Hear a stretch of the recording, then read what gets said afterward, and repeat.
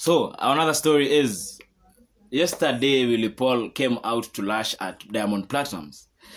Pose alikuja akasema yo, huyu jamaa anajiita Simba na ameiba ngoma yangu, anajiita Simba na ameiba my song. So Diamond released his song Kamata. He first released an audio before he went for the BT Awards. Then since he didn't win the BT, he came and released the video. Video yenyewe kwanza ni mbaya. Video ni kali sana. So Willy Paul came out akasema, unajua Willy Paul akakuja akasema, huyu jamaa amenibia ngoma. Sasa leo ametoa diss track ati akidis Diamond ati Diamond amebia ngoma. Ingo mwenye Willy Paul anasema imeibiwa nile yake na Nadia Pepeta. Hakuna resemblance at all. Pose hapo nayo umeuma nje bro, umeuma nje. Wacha kudanganya watu ati Diamond ameiba ngoma yako. Hakuna mtu ameiba ngoma yako bro. Wewe work hard. Bahati alikwambia work hard bro. Work hard. Wacha kutafuta kiki mali haifai. Diamond ni Simba, wacha kuwe Simba.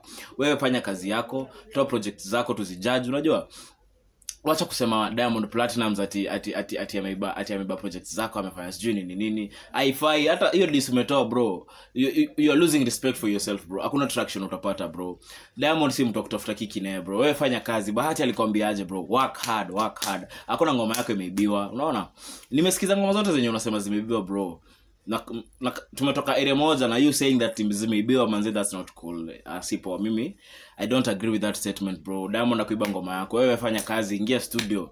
Kitu kwanza au kujai launch studio, unaifanyanga tu hivi kifalafala.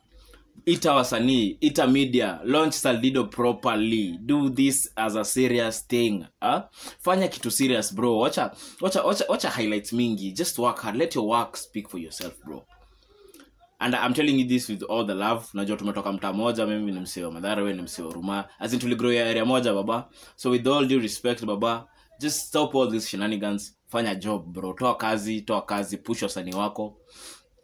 Because bado on this same note bado, Miss P amesema yeye anataka kutoka Saldido, Awa say unataka tu uende ushine bro, au push project za wasanii, ukirelease project au zieki kwa channel zao. How are you growing these artists bro? How is Saldido helping these artists? Hiyo ndio swali yangu nauliza. Saldido inasaidiaje hawa wasanii? Unajua Saldido inasaidiaje hawa wasanii? Kama Miss P ndio anataka kutoka, ngoma zote, collab zote umefanya na Miss P, zote muziki kwa channel zako bro. That's being selfish man. Mr. Kuficha, hiyo si poa. If your aim is growing artists, mfungulie channel yake. Wacha igrow kutoka 1 subscriber to 10,000, 20, 50,000 subscribers. Unaona? So Pose manzewe fanya kazi, wacha shenanigans, wacha kutafuta kiki. Fanya kazi yako, toa muziki, tutaisupport, tutaiwatch na tutaishare. Ama vipi bro? Yeah.